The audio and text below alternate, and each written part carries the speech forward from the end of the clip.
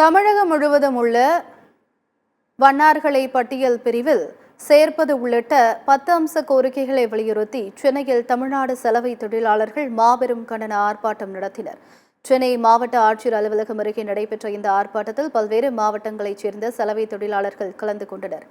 மாநகராட்சி, நகராட்சி மற்றும் பேரூராட்சியில் கட்டப்படும் கடைகளில் மானிய வாடகையில் சலவை தொழிலாளர்களுக்கு 5% ஒதுக்க வேண்டும் என்று கோரிக்கை விடுத்தனர்.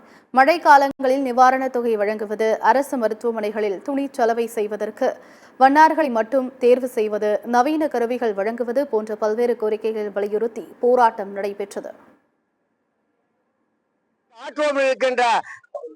இருக்கிற இடங்களை எல்லாம் பல பேர் ஆக்கிரமிப்படுகிறார்கள். அரசு கோர்ட்டினுடைய சட்டத்தை காட்டி எங்களை அப்புறப்படுத்துகிறது.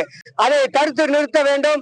அதுக்காக தனி சட்டம் போட்டு ஆற்றோடு இருக்கின்ற வண்ணார்களுக்கு சொந்தமான இடங்களை வண்ணார்கள் வசமே ஒப்படைக்க வேண்டும்.